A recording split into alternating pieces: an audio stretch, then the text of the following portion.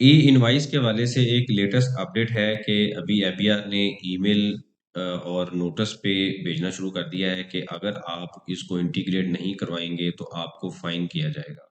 क्या ये किन लोगों ने इंटीग्रेट होना है और इसकी रिवाइज जो डेडलाइन है वो क्या है, और आरएस के ऊपर जो नई एक ऑप्शन आई हुई है लाइसेंस इंटीग्रेटर का, इसका इसके साथ क्या तल्लक है, आज के इस छोटे से लेक्चर में इस कॉन्सेप्ट को स्टडी करते हैं। आप देखें प्रैक्टिकल लर्निंग है उसमें वही में हूँ। वापस आते हैं टॉपिक के ऊपर। तो सबसे पहले तो एक चीज़ आप क्लियर कर लें कि जो अभी ई इनवाइसिंग है ये पॉइंट ऑफ सेल की तरह का ही एक सिस्टम है। पॉइंट ऑफ सेल जो है वो रिटेलर के ऊपर अप्लाई होता था। अब जो ई इनवाइस है अदर देन रिटेलर है, मतलब जो मैन्युफैक्चरर है, कमर्शियल इंपोर्टर है, डिस्ट्रीब्यूटर है या होलसेलर है, उन सब लोगों ने अपने आप को ई इनवाइसिंग के साथ रजिस्टर्ड करवाना है। अब इसके लिए क्या होगा कि आपके पास एक सॉफ्टवेयर होना चाहिए। उस सॉफ्टवेयर को आप कनेक्ट करेंगे एफबीआर के साथ, और जैसे ही आप इनवाइस जनरेट करेंगे वो जो डाटा है एफबीआर के पास जाएगा। अगर आपके पास सॉफ्टवेयर नहीं है तो आप इस डाटे को कनेक्ट नहीं कर सकते। अब ये सबसे बड़ा क्वेश्चन है। काफ़ी लोग ऐसे हैं, डिस्ट्रीब्यूटर हैं, होलसेलर हैं, जिनका काम मैनुअल है, जो एक्सेल पे करते हैं, उनके पास सॉफ्टवेयर ही नहीं है। तो क्या वो सॉफ्टवेयर पे एक्स्ट्रा कॉस्ट लगाएंगे और किस तरीके से करेंगे? उनके पास तो रिसोर्सेज भी नहीं है, वो कैसे इंस्टॉल करेंगे?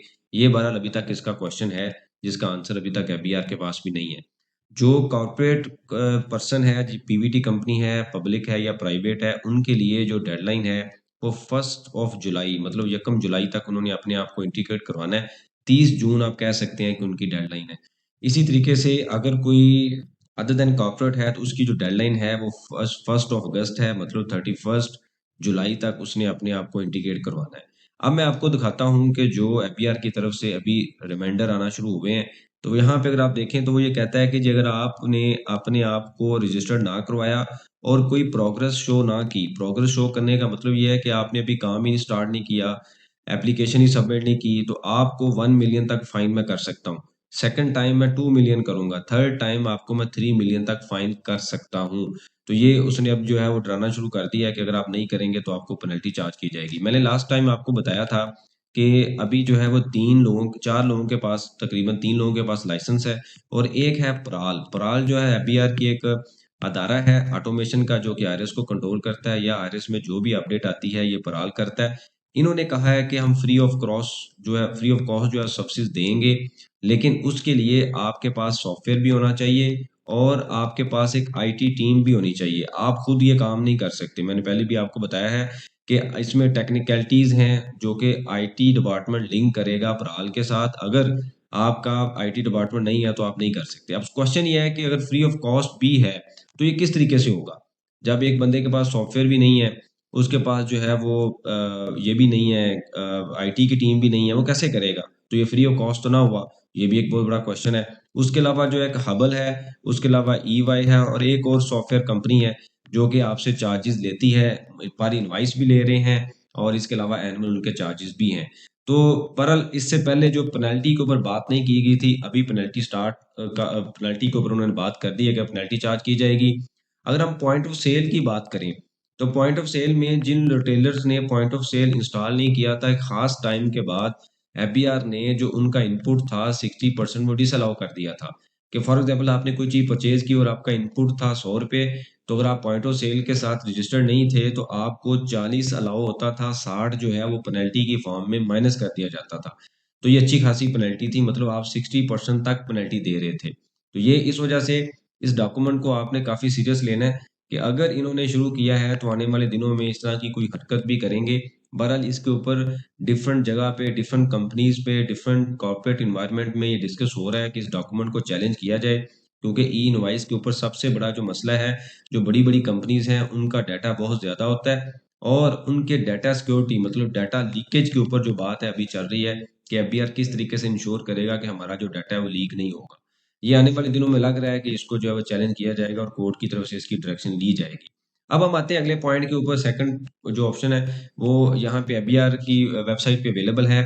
जब आप ओपन करते हैं तो वहाँ पे आता है लाइसेंस इंटीग्रेटर। इसका आपके साथ कोई रिलेशन नहीं है टैक्स पेयर के साथ। ये बेसिकली उन लोगों के लिए है जो लाइसेंस लेना चाहते हैं। जैसे मैंने आपको बताया है कि अभी तक 3 कंपनीज के पास लाइसेंस है, हबल है, ईवाई है, और एक सॉफ्टवेयर हाउस है उसके पास है।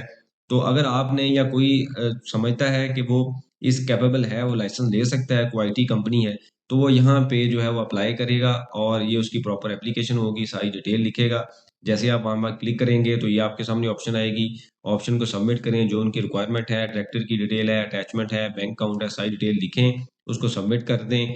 आपकी एप्लीकेशन प्रोसेस होगी और आपको लाइसेंस भी दिया जाएगा। ये क्यों किया जा रहा है? क्योंकि जो 3 बड़ी कंपनीज़ हैं उनकी फ़ीस ज़्यादा है। अब एक डिस्ट्रीब्यूटर है, होलसेलर है, वो इतनी फ़ीस तो अफ़ोर्ड नहीं कर सकता, उसका तो अपना मार्जिन 10% या 5 से 10% होता है, तो वो फ़ीस कहाँ पे देगा? एफबीआर की सहूलत के लिए बिज़नेसमैन क्यों पैसे लगाएगा, ये एक बहुत बड़ा क्वेश्चन है। इस वजह से उन्होंने एक यहाँ पे ऑप्शन ऐड कर दिया है ताकि जो दूसरे लोग हैं वो भी यहाँ पे ऐड हों, ताकि फ़ीस का कंपटीशन मज़ीद क्रिएट हो और फ़ीस कम हो और लोग ज़्यादा से ज़्यादा इसमें रजिस्टर्ड हों। बहरहाल अभी ये एप्लीकेशन या ये सिस्टम काफ़ी टाइम लगेगा, अभी ये मैच्योर नहीं हुआ। आने वाले दिनों में इसके ऊपर मज़ीद अपडेट आएगी। आप भी अपनी ईमेल वगैरह देखें और अगर आपने कोई प्रोसेस स्टार्ट नहीं किया तो उसको थोड़ा बहुत स्टार्ट कर दें। और अगर डेडलाइन ये एक्सटेंड नहीं होती, लग तो ये रहा है कि ये एक्सटेंड होगी, ये लाज़मी एक्सटेंड होगी। उसकी रीज़न ये है कि काफ़ी ज़्यादा जो एनवायरनमेंट है, हमारा बिज़नेस एनवायरनमेंट है, वो इतनी फ़ीस नहीं दे सकते या उनके पास सॉफ्टवेयर नहीं है या आईटी टीम नहीं है जितनी एफबीआर सजेस्ट कर रहा है कि आपने लाइसेंस इंटी जो लाइसेंसी है उसको आपने देनी है। मतलब आप फ्री कर नहीं सकते, जो आपको करके देगा वो अच्छी खासी फ़ीस चार्ज करेगा, इतना तो उनका बिज़नेस नहीं है। बड़े जो सेटअप हैं वो शायद दे सकें लेकिन छोटे सेटअप तो नहीं दे सकते। तो इस वजह से इसमें चांसेस भी हैं ये डॉक्यूमेंट जो है एक्सटेंड होगा। लास्ट टाइम इसकी जो डेडलाइन थी वो 31 मई थी और 20 जून को तकरीबन 20 दिन के बाद एफबीआर ने डॉक्यूमेंट इशू किया था। अभी भी चांसेस ये हैं कि दोबारा वो जुलाई में इसको इशू कर देगा। लेकिन अगर फॉर एग्जांपल आप किसी ऐसे सेटअप में हैं जहाँ पे आपके पास रिसोर्सेज अवेलेबल हैं तो आप कुछ ना कुछ इसको इनिशिएट कर दें, क्योंकि अभी ये इन्होंने स्टार्ट किया है नोटिस भेजना, उसके बाद कुछ टाइम के बाद हो सकता है वो टैक्स पेयर के इंडिविजुअल जो है वो नोटिस सर्व करना शुरू कर दें। अभी तो ईमेल पे रिमाइंडर्स आ रहे हैं या इस तरीके से कुछ लोगों को उन्होंने फिजिकल डिस्पैच किया, लेकिन आने वाले दिनों में हो सकता है कि इसके ऊपर जो है मजीद स्ट्रिक्ट एक्शन लिया जाए। आपके पास कोई भी सजेशन हो, क्वेश्चन हो, इससे रेलिवेंट आप डिस्कस करें, इसके ऊपर हम डिस्कशन करेंगे ताकि जो लर्निंग का प्रोसेस है कंटिन्यू रहे। बहुत शुक्रिया, जज़ाकल्लाह।